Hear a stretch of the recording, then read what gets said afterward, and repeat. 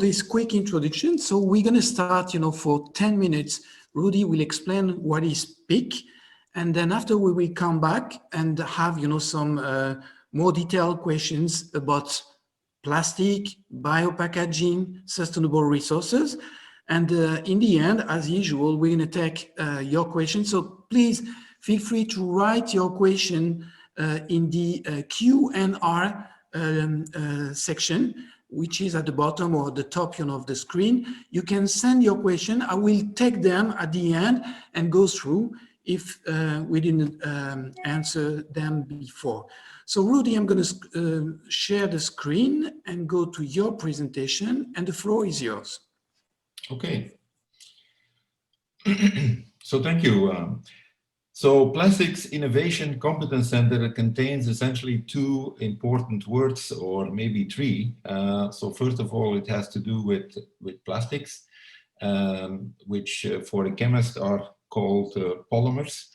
It has to do with innovation, true innovation in this field. And second, it has a competence center, and a competence center means that you're not just have not just one expertise, but you have multiple expertise. And together with this multidisciplinarity, or I prefer to call it this transdisciplinarity, we try to offer our services to help industry, small, medium-sized enterprises, startups, big corporations, to get a better understanding of what the future challenges are going to be, not just in terms of the technology, but also in terms of the economics, the social aspects, and certainly the need to follow legislation, which is ever more present, particularly in Europe, if you just think about the Green Deal. So what does that mean? What do these services mean? Well, these services can go from a very simple, can you solve me this problem with existing plastics, to how can you put your product into a system thinking approach where you are an actor as a company in a value chain. So basically you're part of a system. That means you're depending on your suppliers or your vendors, and you're depending also on your customers. And therefore you form a kind of like a system to advance feedstock products and so on. And hopefully you will bring it back to save the material as such to the polymers or the chemicals that you have been using. So that's in a few words what we are trying to do. So we're certainly focused on two big parts, as you can see on the screen here. The plastics that we have today are, let's say, 99% based on petroleum feedstock. So oil, gas, this is something that we cannot maintain. Nevertheless, we are not going to just flip a switch and go from a non-renewable fossil-based polymers to renewable-based polymers. So the first thing we certainly need to do is what can we improve on the materials that we have today, which are important materials, and certainly not only materials that are used in packaging for safety purposes in many cases, for longevity of the food, saving the food, but mainly in many other applications that are often not visible. Thinking, for example, about textile. People do not typically think about plastics when they think about textiles. So the key things are, can we redesign the materials into products that are better recyclable? That's called eco-design. And can we develop technologies and approaches to better recycle? I call this re-X because it doesn't only mean that you need to get back to the molecules or to the polymer, but you can also reuse. After use, you can start to reuse it, use it in a secondary market. I mean, think about a car that you resell. But this is a stage where we will have to change in the next 10, 20, 30 years.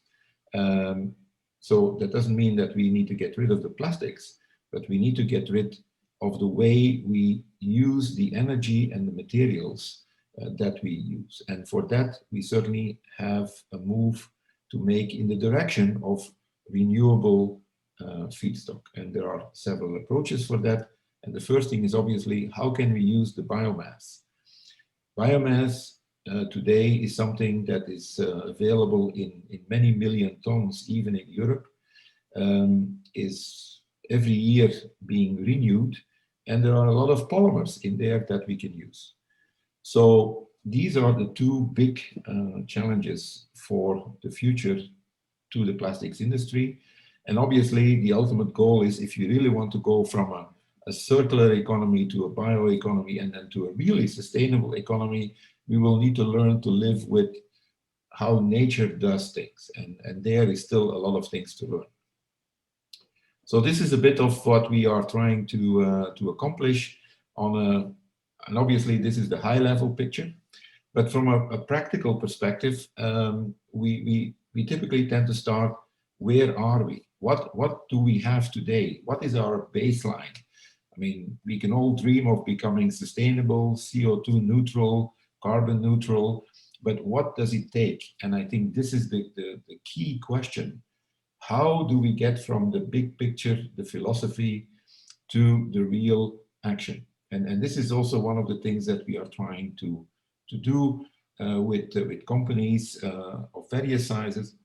Where are you as a company? And therefore we have developed this Ecobillity Star idea, where on the one hand you ask a number of questions where the company can define where do they believe that they are at the moment. And then the other element is, where would they like to be based on their own products, their own ambitions. And then we can define, you see in the middle of this slide, a star. And basically this star has these 6 edges, and you see that the colors are not equally distributed. It means that you're looking at, on the one hand, the economics, or I would say the socio-economics, because economy also has to do with jobs, the impact on society and so on. So the social aspect. And the other thing is, what is the environmental impact? And based on this approach, you can then identify where you should focus on if you want to go from, let's say, I am at position number 3 and my ambitions to get to number 5. What do I need to do? Where do I need to focus on in this value chain?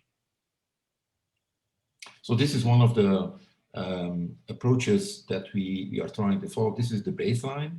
And then you can start to make it more detailed in terms of, okay, I have now, for example, a petroleum-based, a fossil fuel-based plastic.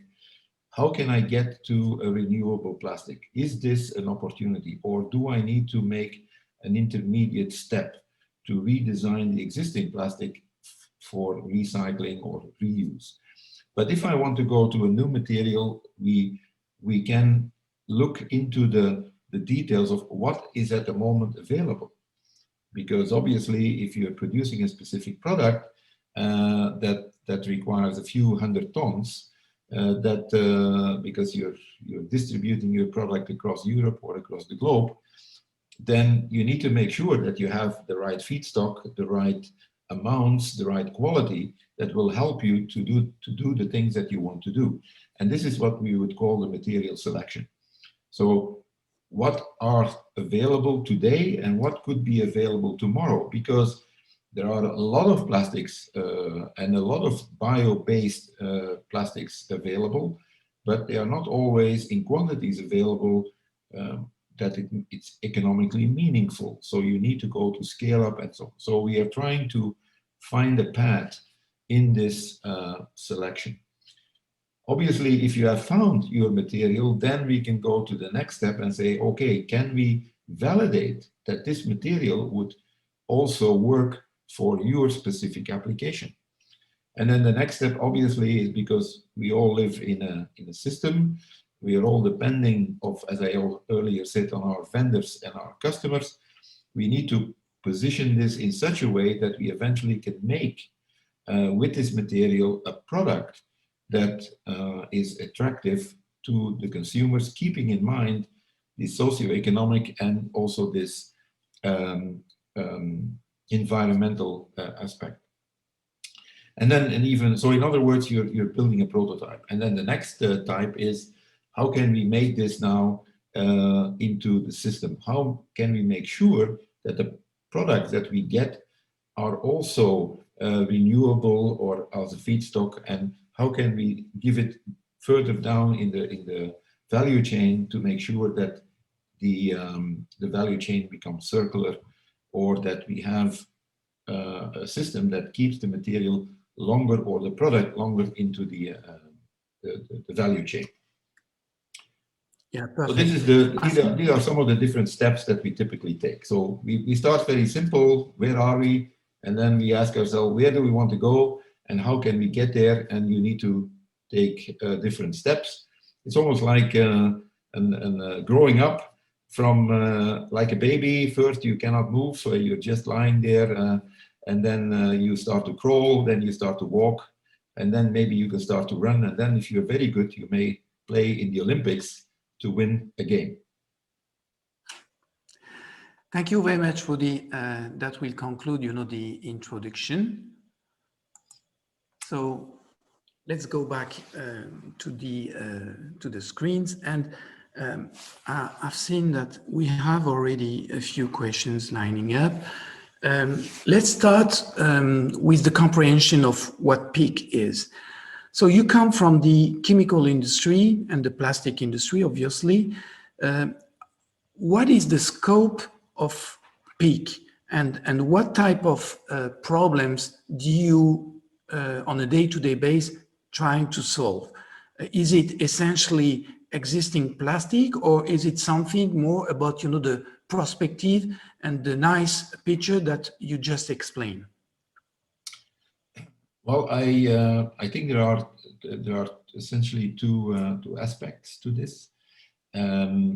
One is we help people solve the problems of today. So they have plastic doesn't work, it's broken down. We give them an answer to fix the problem. So that would be the troubleshooting exercise. What we obviously want to position is the chemical industry is an industry that has developed over the last, I would say, let's say 70 years, 70, 80 years, and has a very simple principle. Every single molecule that comes out of the ground, I'm going to use to make it into a product that brings value. So there is very little lost of material in this process. If you look at the agriculture industry, or let's say the renewable industry, then you see that there is a lot of loss. I mean, we look mainly at nutritional value in the industry, and then we have a lot of waste product. In Europe, the biomass waste from wood mainly, but also from many other plants and animals that we partially eat, is staggeringly high. Estimates are something like between 700 to 800 million tons only in Europe. That's about half, almost half of the amount of biomass that we generate for food and obviously other purposes. So the challenge is also, what can we do with that? How can we bring the principles of the chemical industry to the let's say the bio world, and in order to reduce the efficiency on how we are going to better use the polymers that basically also nature makes. And the polymers that nature makes are called somewhat different. They're called proteins, carbohydrates, cellulose, starch, cotton. So these are the polymers, the natural polymers that are already made for us, and we don't even use them, except for eating them. But a lot is still available to do that. And this is exactly what I'm trying to push forward. Two things: use renewable polymers, proteins and carbohydrates, and second, think like the chemical industry. because we are putting a lot of value to get food, and then we throw 50% away, which I would call value destruction. So how can we avoid that?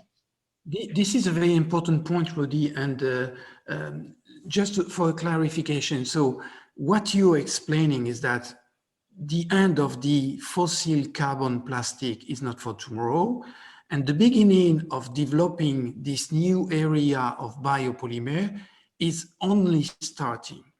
And Exactly. what we want, if I understand well, is really to use the advanced technology that the industry has developed so far, applied to this new potential biomaterial, correct? Exactly. So this is the simple principle. And obviously, this was a principle that was in vogue 150 or 200 years ago, when we didn't have yet synthetic plastics, or we didn't use petroleum for that. But we are much better in understanding, and we have much better tools to deal with the proteins and the carbohydrates. So it is not that we don't have the technology available. It is not that we don't have the technological or scientific understanding, but obviously there is still quite something to do. We don't know everything. However, it is not that we are completely ignorant of what the potential is on what can be done with these materials. And that will require this. If you think in these S-curves, we are now at this lower plateau, but we can leverage the knowledge from the past, because they already had identified polymers, and we can use our new technologies and our better new insights to accelerate this. And by the way, if we only have 30 years to get to carbon neutral in the European Union, we will have to act now. And would you say, I'm listening carefully to what you say. Would you say, because we have some friends, from the cosmetic industry watching, the show today, would you say that there is no conflict of interest using this renewable biomass, which is also food grade and that consumes a lot of water, fresh water? So what is, the real equation? Do we need to persist in that direction, or do we need, to move to more unexploited and undiscovered field so far? Yeah, this is a very good point, obviously, but as in some extent, I already answered that question, because if you say that we produce 1.5 billion tons in Europe alone to generate food, and we are only using 800 million tons of that. So what happens then to the 700 million tons? Well, it's being burned, it's being thrown on the earth, and essentially you're generating CO2 or methane. So yes, the arguments are valid, but we have a lot of things that are not in competition with food. Yes, there has in the, let's say in the 90s or the early 2000s, there has been a lot of concern where you use corn, for example, or other food feedstock as a chemical for making plastics or materials in general, or chemicals. However, it is not necessary if you understand the chemistry of these things. Not everything that is called proteins is something that you can eat. Think about, nobody eats their own air. Keratin is a protein, but from a structural perspective is a very interesting material, because it makes hair, it makes nails, it makes feathers, and so on. So you see, nature already invented the new materials. We still need to use it and learn about it. So there is no competition. I mean, yes, if you take the easy road, then you can say, yeah. And yes, the point of water is a very important point, because this is one of our other big challenges: fresh water, drinking water, which is a big challenge. But as you know, if you talk about the oceans, there's a lot of seaweed growing in the oceans, and that's not drinkable water. So We, you see we will that there come are to that point. opportunities. Yeah, we'll come to that point. Just before, so I understand that there is a lot of byproducts, from the agriculture that we need to use or reuse. And does that mean that we need to develop with the European massive money this type of biorefinery? Is it something that will be clever, or can we use it directly? What is the process? Because I received a question from a friend from Canada, and she would like to understand better what will be the early stage after using the byproduct to get ready to produce bioplastic. So we need to develop this biorefinery process, or it exists already? Well, the big, it's kind of like we are at a point, I would say almost a turning point in how we need to think about the way we use materials and use energy. So so the answer to that question essentially comes down to we need to better. Well, first of all, bioeconomy is not something that is just invented yesterday. I mean, we have been talking about this already for the last 20 years. The issue is it's an economic, socio-economic issue, because we have a society that has developed based on a petroleum, non-renewable feedstock with everything. We are completely dependent on that, and to some extent we drove ourselves into a cul-de-sac, if you like, and suddenly we realize this cannot go on, so we need to reverse. But then we have all this backup there, and we cannot easily reverse. So what are we doing? We are stuck. In order to do this transition will require investments, and I think this is more and more, people are becoming more and more aware of that. We need to be very selective in when we pick a specific feedstock that is non-food. Then we need to be selective that we are not creating a new problem, but that we understand and think the entire value chain, so to speak. And then we can certainly replace many non-renewable materials. We just need to start thinking differently, is one thing. And practically, we need to start scaling things up, because the past has learned us that that the argument was always, it's costing too much. But yeah, I mean, so you are in kind of like a bind. If it's too much costing, the economy will continue to do what they are doing before. So this is called business as usual. So if you really want to go to a carbon neutral and change the paradigm on how you want to operate and what kind of materials you want to use, you will need to invest, you will need to scale up, and you will need to obviously make sure that you provide the functionality that you need for the applications.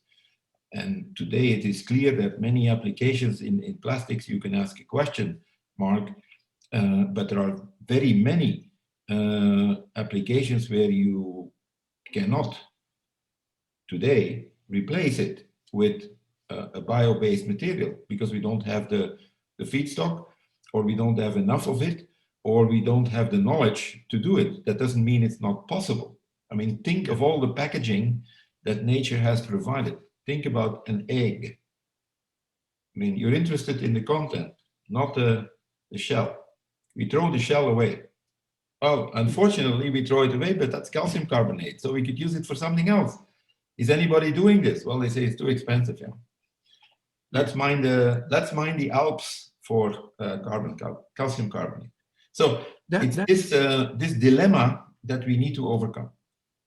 Okay, and that leads me, to an interesting question. We at BioMarine, we support strongly, the seaweed bioplastic industry, and we really want this sector to be growing and developing. But it's exactly what you said. When you start, the costs are high because we don't know how to address, the problem. And what will be your recommendation in terms of developing, the sector, and what are the basic rules that we need to apply if we don't want to do business as usual and redo the mistakes, from the past? Yeah.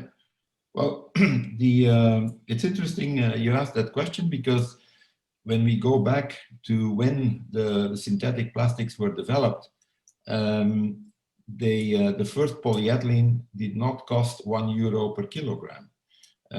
And the reason why it was developed was because suddenly one realized we had a material that could be used for war purposes, Second World War, for example. Basically, there needs to be an incentive created why you want to go to this. And the incentive that we have today is climate change and the limited resources that we are going to have in terms of materials in the future.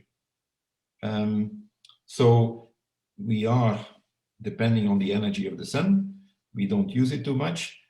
We should use it more in order to transfer materials. And this is what nature already does. It transfers sunlight and some chemicals into materials. And this principle is the principle that we will need to start exploiting. Now, this is kind of like future away, but if you want to make, as I said, baby steps, you need to start thinking where you want to be and then try to backcast, if you like, how do I get there? But you need to keep the big picture in mind in order to say, what steps do I need to make? So yes, you need to start with a renewable feedstock, but you also need to think, what am I going to do with it? And where is the value that I'm going to create here? And value is not just money, because I cannot eat money. Money is also a bit of a, and is becoming even more virtual with Bitcoins, for example. Yeah. So money cannot heal anything. You need a vaccine to heal or to prevent somebody from getting sick. So yes, you need it to make the vaccine, for example, but it is it's just a tool. It's just a so you need kind of like a driver, and the driver is certainly climate change, energy, materials that we will need in order to sustain ourselves. And let me ask you a provocative question, because I know that you're sitting in this European instance where they discuss, the future of the world. Do you think that their vision and their approach to this new biomaterial development is adequate, or are they dreamers that are far away from the real practicalities of the industry? Well, coming from the industry myself for 40 years, I would say it's good to have philosophy, and I'm also proclaiming somewhat philosophy here.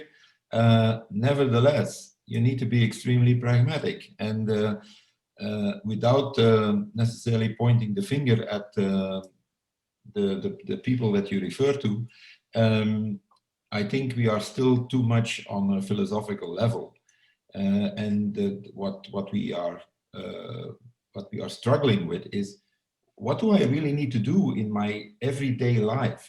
How can I contribute? What do I need to do? And this is also with regard to the companies, which are organizations of people. I mean, and people are citizens of the world. So they're all affected by climate change, if they work in a company or work somewhere else. So we are all engaged here. So, and this is the big, I think the big issue that we have, namely too much philosophy and very little pragmatic thinking. And pragmatic thinking means, if you want to solve this, we need to stop trying to do everything ourselves alone. We need to start collaborating. The magic word is collaboration. Please share with others your knowledge. That doesn't mean that you cannot make a business out of this and make a profit, but you need to start. Companies need to start to work much more in order to address this challenge, because we are facing a paradigm shift. So think about when we are replacing coal as a feed. We're still using coal. Yeah. But I mean, actually we shouldn't. But how long does it take us to get rid of coal just for replacing the energy? So if you're saying about, I need to go now to a bioeconomy or a carbon neutral economy in the next 30 years, as I said before, you better start now. Because to build a plant, or in other words, a manufacturing site that will produce, if we want to replace our synthetic plastic, theoretically 400 million tons with renewable feedstock, we need to have a capacity of 400 million tons. Where do we going to get this? Well, if we want to do it, we need to start building facilities to make that happen. And this is still the transitions that we are going to have to go through, and we'll have to see. Yes, there will be risks, but as they say, you cannot bake an omelette without breaking an egg. Well received. Coming back to practicalities, and let's try, you know, to focus on business cases. So I know that one of your motto is I'm going to fly you to the moon, and we have one friend listening to the session today that is a specialist of the space industry. Do you think it's realistic to imagine that on the moon, I would say land based, that we're going to have in 20 years, bioplastic will be everywhere? And can we imagine this type of bioplastic that will sustain very cold temperature, very hot temperature at the same time, and also to be strong enough, you know, to adapt and to cope, you know, to this very harsh environment? Well, actually, the proof has already been delivered. I understand that there is a small beetle that was shot into space with the cold or in the void, I would say, and that basically survived. So not that we are beetles, but the point is that organic material can withstand extreme temperatures. By the way, this week and last week we had -20, and the week after that, or a few days later, we had +20. So we didn't have too much of a problem to withstand this 40 degrees difference in a few days. So we have people living at the North Pole, and we have people living in the equator. So there is certainly a wide span. So I have no crystal ball to predict what you're asking for, but I would say, well, let's think about it. Huh? Let's see what we can do. And there is certainly still a lot of things to learn. What are the most promising segments from the industry that you see, well, as pioneer, you know, for this bioplastic? Is it the car industry? Is it the packaging industry? Is it, you know, the cosmetic? Is it the food industry? Where do you see the trends emerging and emerging fast? Well, when I started in the plastics industry, people explained me what the big challenge was. And the big challenge was you need to repeat money your 5 times. And then the second challenge was, if I have a great idea and I want to implement my product into a market, then they say, talk to the people from Formula One, golf clubs, and sporting articles, and maybe also medical stuff.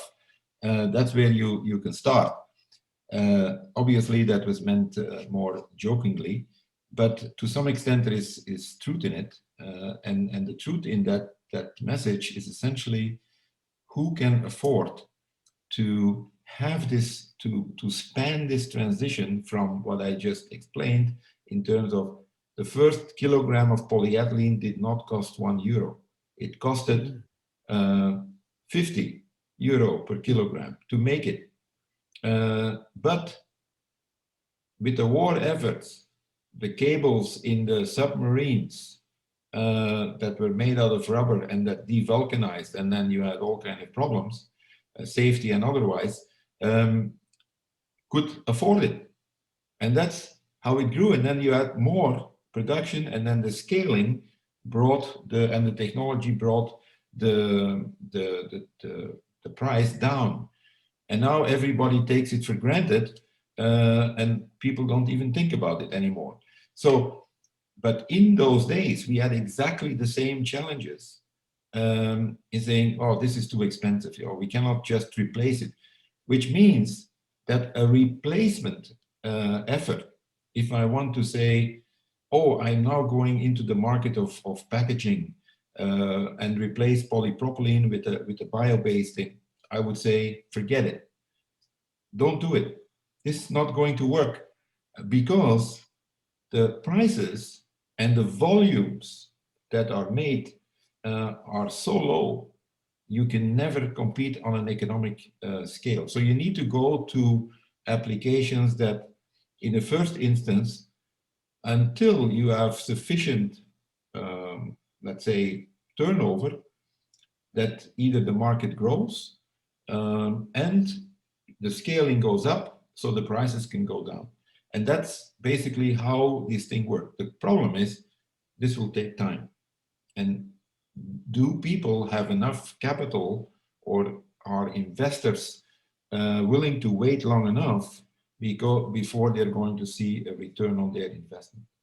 And I think this is a fundamental issue, that we are still dealing with an economy model that was invented essentially with the magic, the invisible hand by Mr. Adams, and we are still using that principle. Obviously, the world has changed, and these principles need to be revisited somewhat. Right?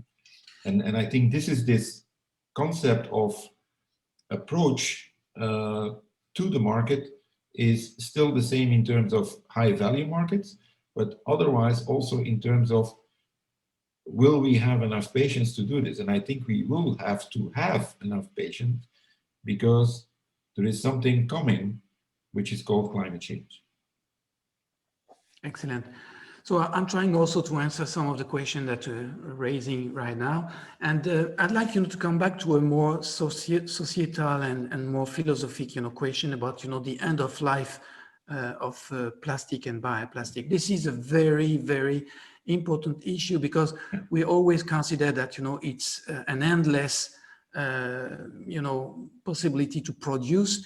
But if one day we realize that it's limit, well, we have some limit to the production, we need to cope with the recycling. And this is one of the first discussion we had when we started to exchange. So can you come back a little bit more to this balance between production, end of life, and what type of end of life, and how we can involve the public, the general public, in this crusade, because it is a crusade. Yeah, that's a very interesting question, which from a pragmatic standpoint, I would say recycling is something that should be on everybody's mind. We just need to clarify what that means, actually. And what it means is partly if you invest a lot of effort, you can express it in monetary terms or whatever, to get you to a specific object that you're using and that you're happy to use with, like my shirt, for example, then I can decide to just throw it away and buy another one, but I'm destroying the value. So the key is, how can I keep this value as long as possible in the system? Now, sometimes this shirt will be, I do something uncareful, and it will be it becomes dirty and whatever. It will be ripped apart or something. Then I cannot use it anymore for the function that I need it, so I really need to get it. But I should not reduce or throw away the material. So we need to keep recycling. The message is essentially, how can I keep a material in which I have invested and a product in which I invested so much as long as possible into the system? That's recycling to me. Not just I use it for 10 seconds, throw it away, and then I hope that somebody will kind of like remake it in the same article. well, that's still part of the thinking, but and we're still practicing, but that should not be the point. That should not be the real thinking. So the same goes for bio-based materials, so biomass. I mean, let's not forget, we ourselves are also, and I'm a little bit philosophical here now, we are also biomass. We are also organic molecules, and our time on Earth is also limited. Somebody said, we are just renting the Earth for the time that we pass here, and hopefully we can spend 100 years in good health, and that's it then.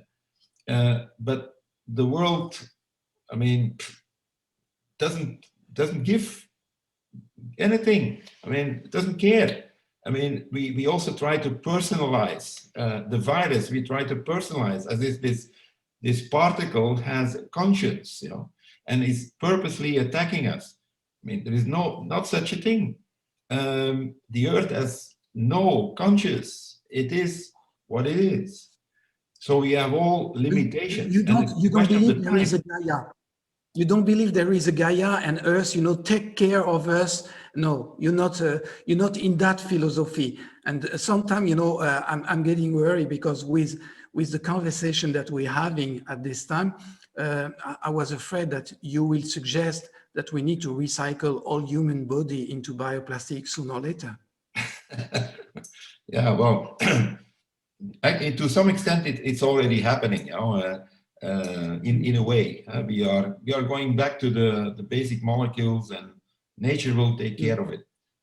In some way, if you really start to think about it, it is what it's happening right now.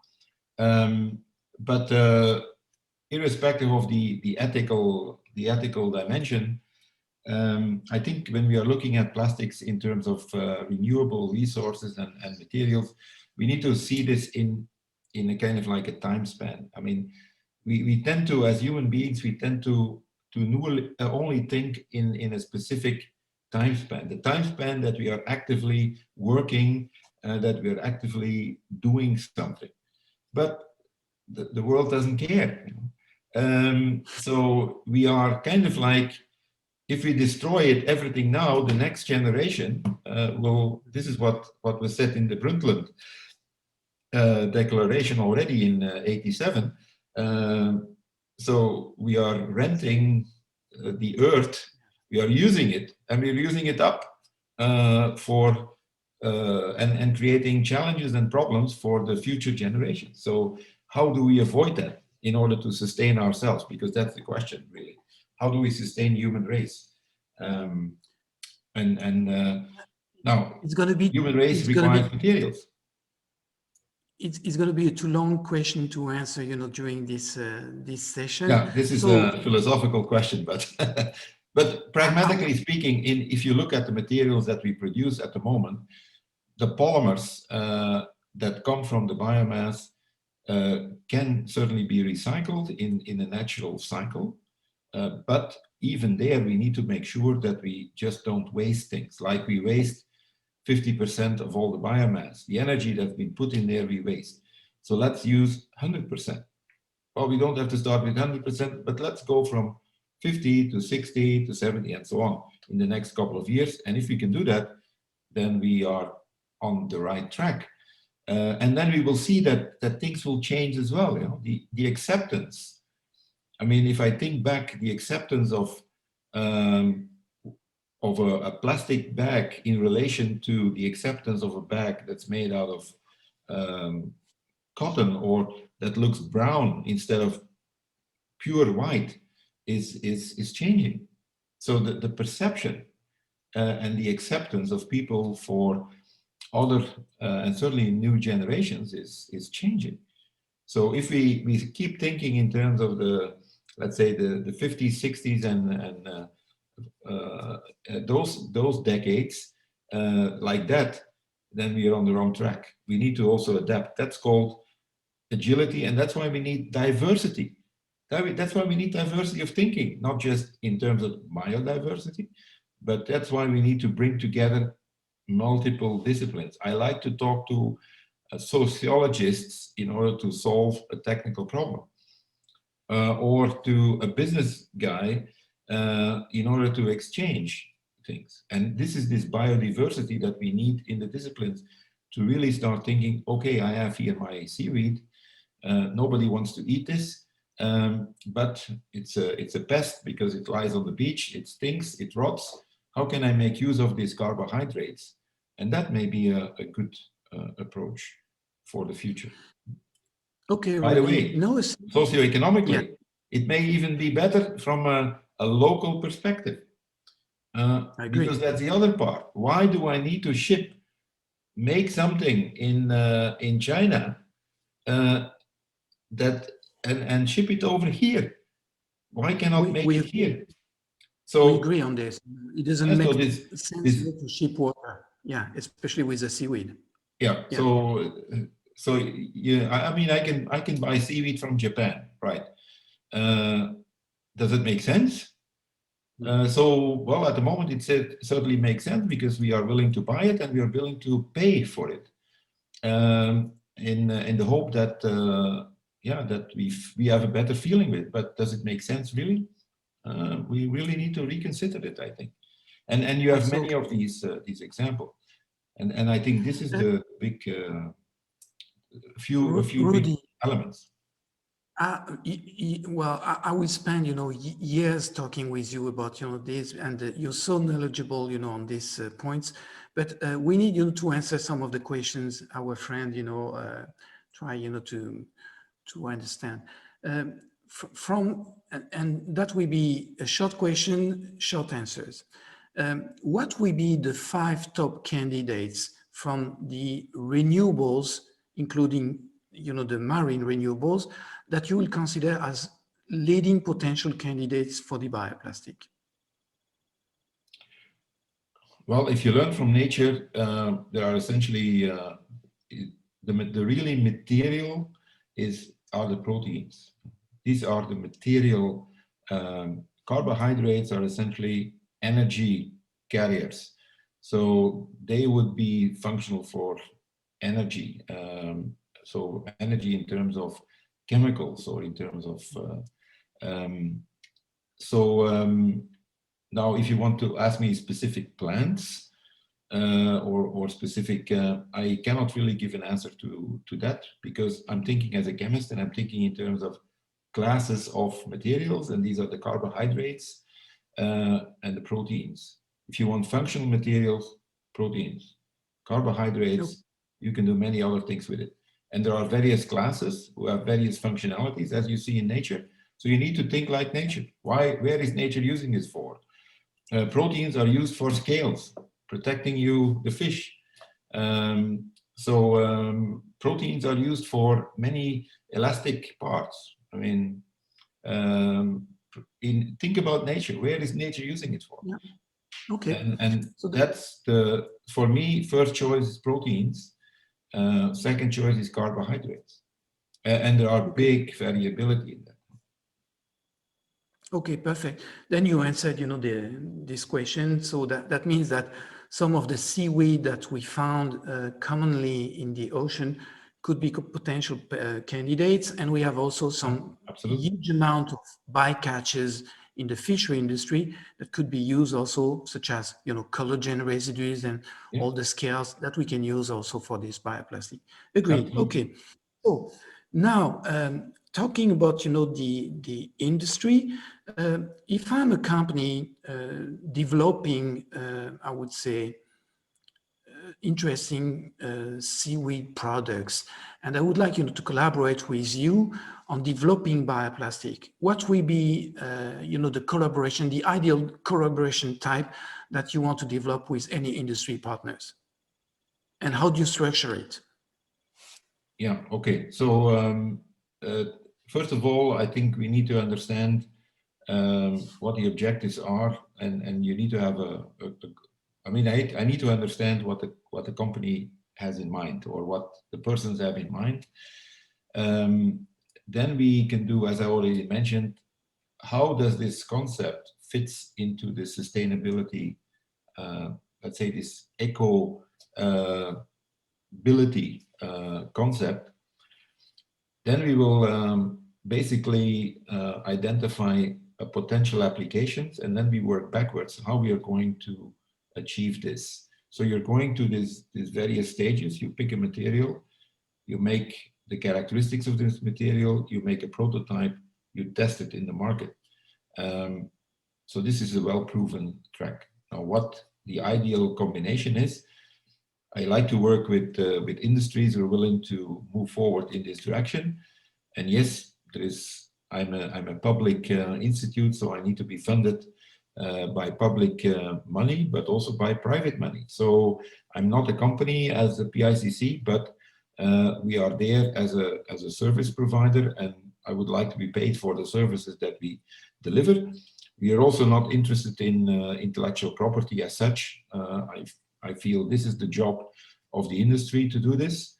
They can have the intellectual property. Yes, we would like to have access to this intellectual property in the sense of developing it further, using it for educational purposes, but for really commercial aspects, this is the part of the industry. We are not equipped. We have no interest to do this, which I think is an important point to make. The second element is we would like to work very closely with that, and we certainly need to have we bring the right people together, as I also already mentioned. If it is only a problem of, let's say, extrusion, then we use only extrusion. But if it's a problem from, let's think about another business model, maybe we have extrusion and somebody from the commercial aspect, which is also what you do in an industry. You know, if you make a new product, you're not just talking to manufacturing and say, make a new product, but you also think about what's my market? Do I need marketing people involved? Do I need to have legal involved? Do I need research involved? Do I need, and who from research do I need to involve? So you bring these people together. And that's what we're trying to do then, depending on what the company really wants to accomplish.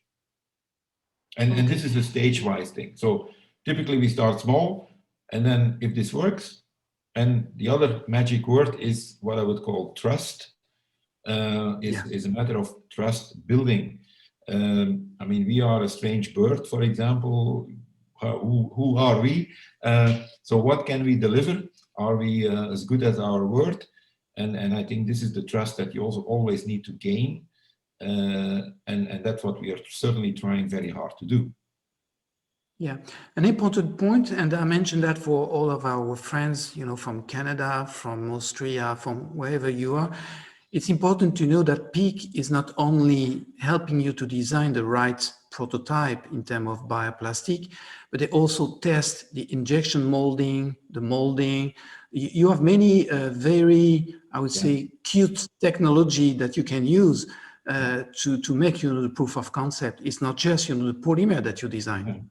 Correct? Yeah, but one of the things that some people may wonder is, well, we don't have an army of people in PICC, so to speak, we don't have all the experts of the world. So that's not that should not be taught at all. But what we do is we know who the experts are, and therefore we will bring, depending on the needs and the understanding of the let's say the customer, the right experts together.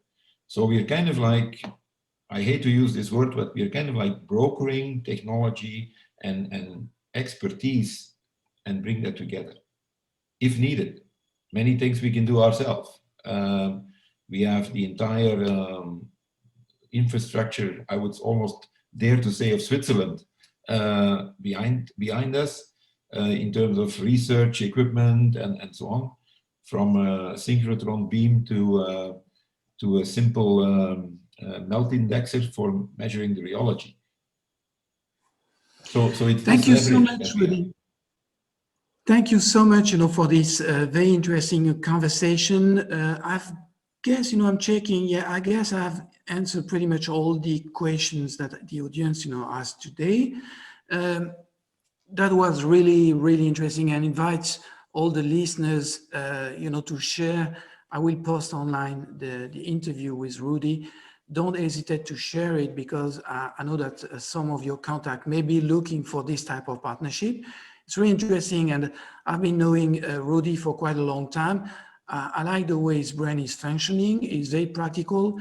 He doesn't want, even if he's a good philosopher, he doesn't want, to sell you philosophy, but very practical things. So thank you very much, Rudy. Don't forget that in 2 weeks from now, we're going to be meeting with Yves Rocher. So it's a different topic. We're talking again about plant, cosmetic, sustainable approach, and social corporate responsibility. Thank you very much, Rudy, for being part You're of welcome. this 1 hour series. And I hope you can get, plenty of interesting development after this call. Thank you very much. Bye-bye, everybody. Thank you. Bye. Take Bye. care. Be safe. Yeah.